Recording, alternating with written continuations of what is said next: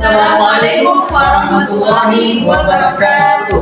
Kami dari kelompok 10 yang beranggotakan 3 orang. Saya sendiri atas nama Muhammad Taswin Syukri. Saya atas nama Harun Musa. Saya atas nama Nur Madinah. Di sini kami akan membahas tentang ulasan pemikiran dari salah satu tokoh fikih kontemporer yang bernama Fazlur Rahman. Untuk itu, selamat menyaksikan.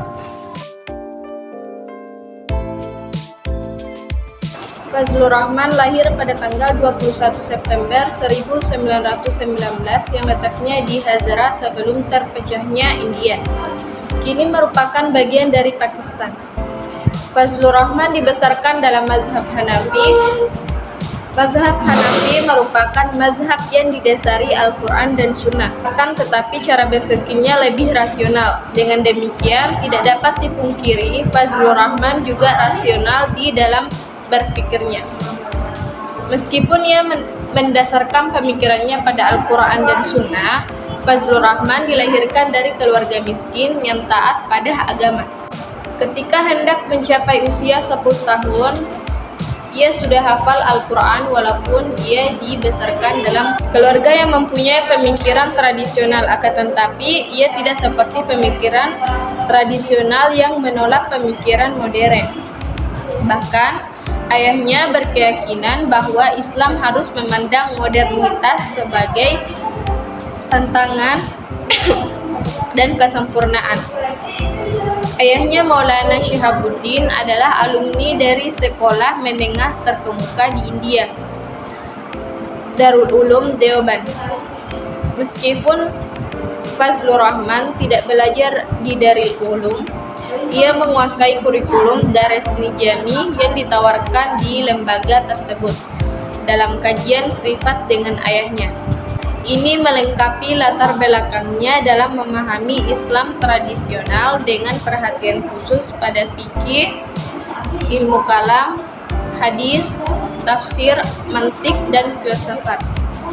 Setelah mempelajari ilmu-ilmu dasar ini, ia melanjutkan ke Punjab University di Lahore, di mana ia lulus dengan penghargaan untuk bahasa Arabnya, dan di sana juga ia mendapatkan gelar MA-nya.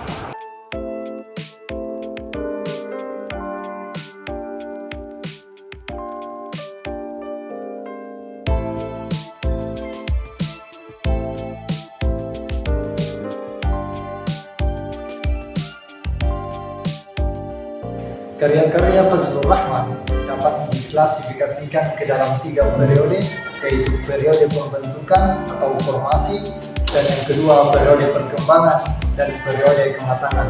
Periode pertama disebut periode pembentukan karena pada periode ini Fazlur Rahman mulai meletakkan dasar-dasar pemikirannya dan mulai berkarya. Pada periode ini Fazlur Rahman berhasil menulis 3 karya intelektualnya.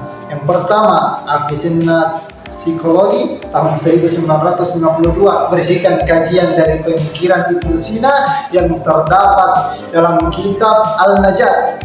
Berisikan kajian dari pemikiran Ibnu Sina yang terdapat dalam kitab Al-Najat.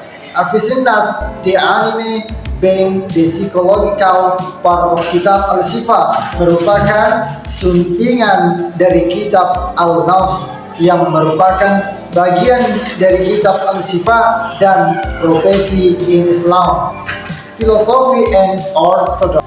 Pada periode kedua disebut periode perkembangan. Fazlur Rahman menghasilkan karya yang berbentuk buku Islamic Methodology in History tahun 1965. Karya ini membahas konsep sunnah, ijtihad, dan ijma.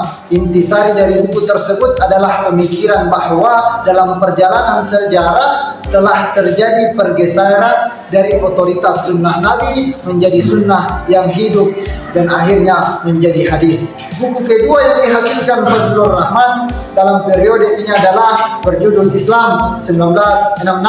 Buku ini merupakan upaya Fazlur Rahman dalam menyajikan sejarah perkembangan Islam secara umum, yaitu kira-kira selama 14 abad keberadaan Islam dalam buku ini. Fazlur Rahman lebih dominan mengemukakan kritik historis di samping sedikit memberikan harapan dan saran-saran.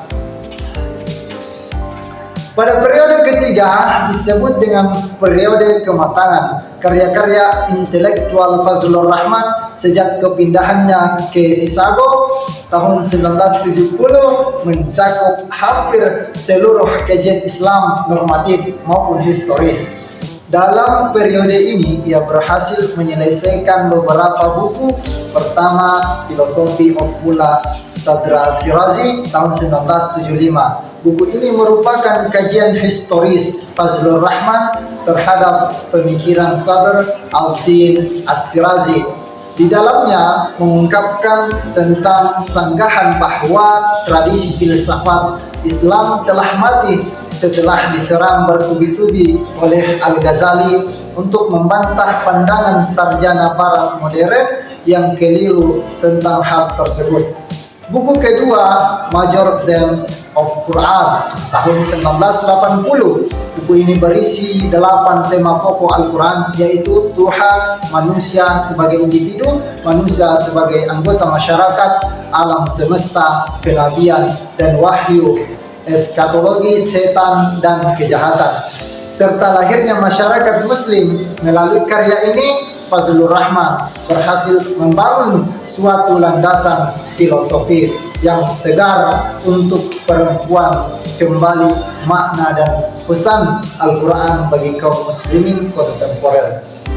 Buku ketiga yang dihasilkan Fazlur Rahman adalah Islam and Modernity, Transformation of an Intellectual Tradition 1982.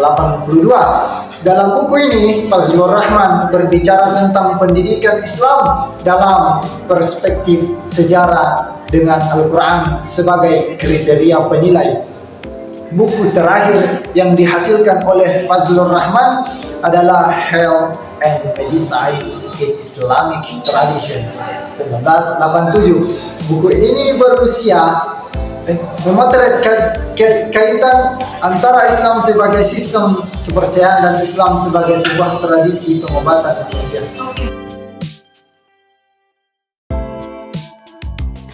Titik tolak pemikiran Fazlur Rahman tentang perlunya metodologi baru dalam memahami teks Al-Quran dimulai dengan penelitian historisnya mengenai evolusi perkembangan 4 prinsip dasar, yaitu Al-Quran, Sunnah, Ijtihad, dan Ijma yang diungkapkannya dalam buku Islamic Methodology in History pada tahun 1965. Pandangan Fazlur Rahman ini dilatar belakangi oleh pergumulannya dalam upaya-upaya pembaharuan hukum Islam di Pakistan yang kemudian mengantarkannya pada agenda yang lebih penting lagi, yaitu perumusan kembali penafsiran Al-Quran yang merupakan titik pusat dari ijtihadnya. Nah, dalam kajian historisnya ini, Fazlur Rahman menemukan adanya hubungan organis antara sunnah ideal Nabi Muhammad SAW dan aktivitas ijtihad ijma. Nah, bagi Fazlur Rahman, sunnah kaum muslim awal merupakan hasil ijtihad personal melalui instrumen qiyas terhadap sunnah ideal Nabi Muhammad SAW yang kemudian berubah menjadi ijma atau sunnah yang hidup. Di sini secara tegas Fazlur Rahman menarik garis yang membedakan antara sunnah ideal Nabi Muhammad SAW di satu sisi dengan sunnah hidup kaum muslim awal atau ijma sahabat itu di sisi lain. Dengan demikian, ijma pada asalnya tidaklah statis, melainkan berkembang secara demokratis, kreatif, dan berorientasi ke depan.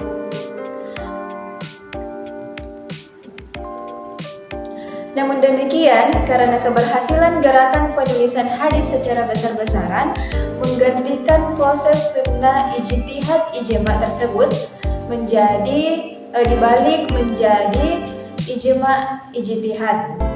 Selanjutnya, puncak dari proses reifikasi atau proses pembendaan atau pembakuan ini adalah tertutupnya pintu ijtihad sekitar abad keempat Hijriah atau 10 Masehi. Nah, dari hasil kajian historisnya ini, Fazlur Rahman kemudian menolak doktrin tertutupnya pintu ijtihad ataupun pemilahannya ke dalam ijtihad mutlak, ijtihad fil masail, dan ijtihad fil mazhab.